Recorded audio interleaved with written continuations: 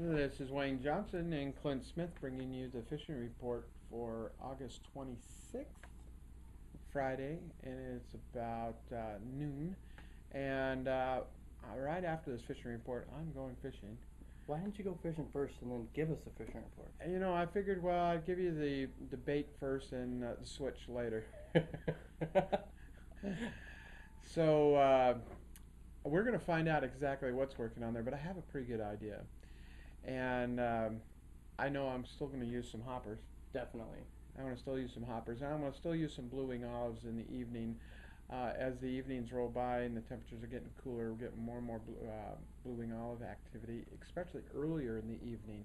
So it was, right at dark, we were using blue wing olives. Now we're going to switch it up a little bit and move it back a little bit. So we're going to get that firsthand and see how it's going. Yep. Of course, midges are always going to work well for you over there. Smaller, the better.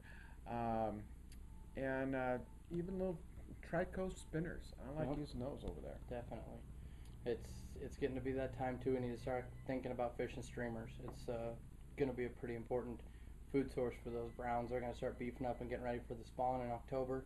So any of that big calorie stuff they see come by, they're going to eat. So it's a good idea to start fishing those bigger flies, and it's a little bit of a change up from the monotonous size 20 blue winged olive too. So it's a little bit of fun. So Yeah, a little bit of fun, and boy, when one of those fish hit, you know it. definitely, you better have a hold of them. So Yeah, they strike very very aggressively, and so yeah, that kind of moves it up a little bit. Um, any other areas that we need to tell the folks about what's the especially going on? And The South Fork of Boise, the flows have dropped to about 600, which makes it very wadeable, and the flows have been that way for about 4 days. So we definitely need to start thinking about going up there. Wade fishing is going to get a lot easier, and you're going to have a lot more water to be able to cover from just not from a boat. Excuse me. It allows for a lot more access, and it allows it kind of confines those fish and allows you to be able to target those fish a little bit easier. So definitely, it's big difference fishing the South Fork from 600 CFS from where it was at 1600. 1600. That's a big difference, and you can get into that pocket water you just were not able to get into before, and so and especially as the water settles down and we start getting into September, October, and you start seeing a few different bugs out, the October caddis and such. So you should have a great time over there. What bugs do you suggest on the South Fork? The nymphin's been fishing really well.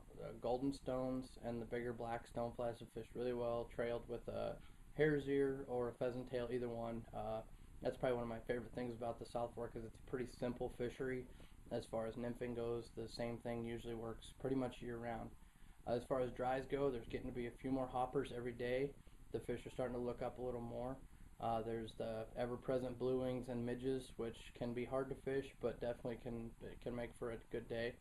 And the PMDs and the pinks are definitely waning, but you might catch a hatch here or there.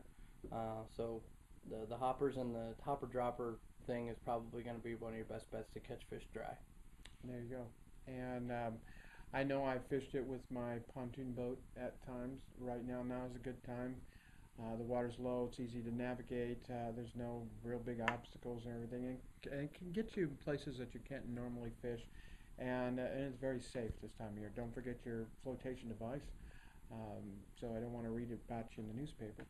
So yeah, it's a great time to fish that river, and especially this time of season when the temperatures are changing, the water's changing, and fall is quickly approaching. Definitely.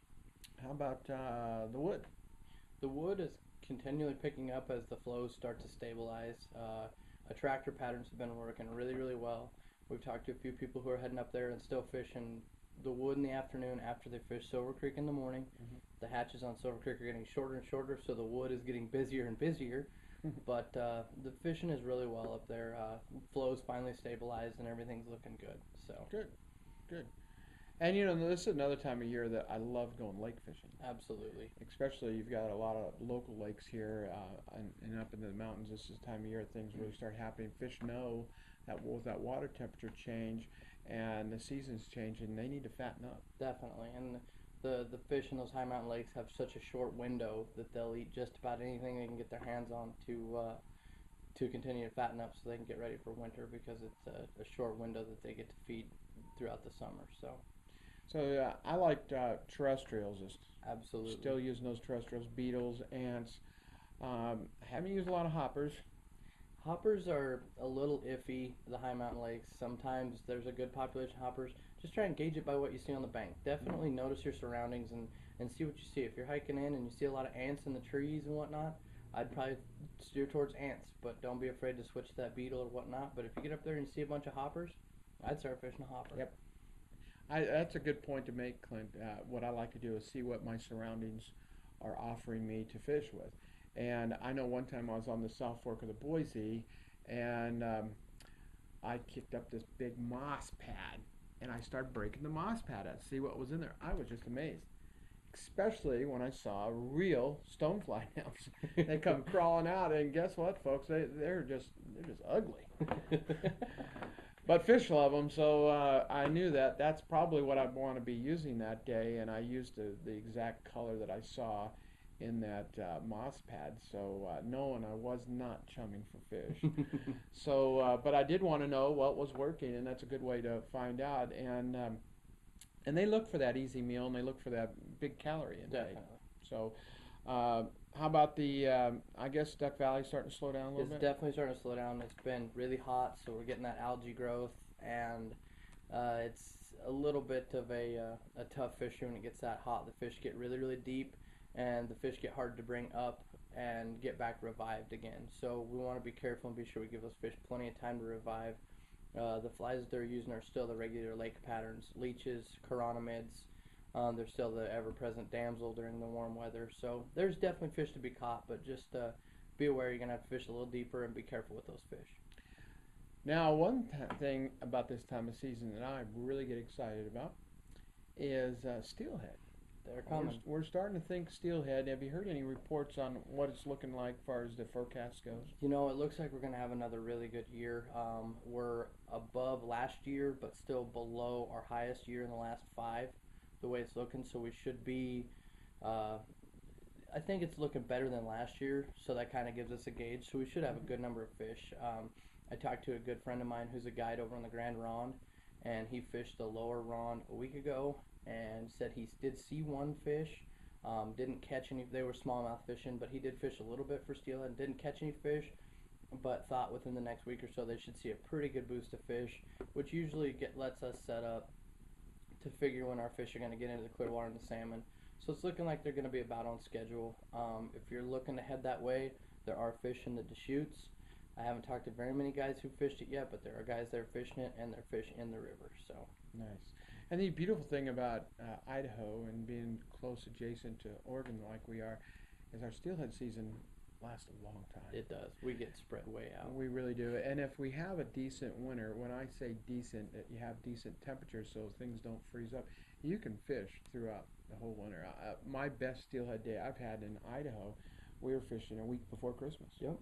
On the up in Orofino on the Clearwater, and it was amazing. Our first steelhead, by the way, was 42 inches. I didn't catch it; my son did, and yeah, I was pretty thrilled by that. So it's a long steelhead season, and it's a very healthy steelhead population that we have here. So that's kind of like Idaho's big kept secret. People think of steelhead fishing, they think Oregon, Washington, Northern California. Well, Idaho has a pretty good steelhead run too, and in fact, much better than say the southern coastal areas of Oregon, where they've had some terrible returns. And Idaho's just been really consistent I would say, the last 6, 7 years, and the numbers just keep going up. Definitely. Last year was a little slower than the year previous, but that's because we're getting spoiled. Yep, we are. That's exactly. We're getting spoiled. Definitely look back at your books or whatever you keep record of, and look 3 to 4 years back at the kind of runoff that we had, and that'll usually gauge the kind of return we're going to have, because that runoff really gets a good influx of small fish down the river, and started down the river system to the ocean. So that being the case, this year we should have had a really good influx of fish get to the ocean. Definitely. And we should be looking at 3 or 4 years having an awesome return. Definitely. So if you have any questions about the fishing or the fishing report or fishing in our area, give us a call here at 208-454-8188, or you can see us on the live chat. and just give us a call. We're more than happy to answer any questions. In fact, last night I had a customer come in from New Hampshire Mm-hmm. who had emailed me this last week, and I was kind of surprised that he came in. He called me, asked me what time I was going to be here, but I didn't know who he was. And he came from New Hampshire, and he had emailed us a couple weeks ago, and we took the time to tell him what was working, what time to fish, and in fact he's over there today, where I'm going to be shortly. So with that being said, Clinton and Wayne saying have a good time on the water and never let your waders go dry. Thank you.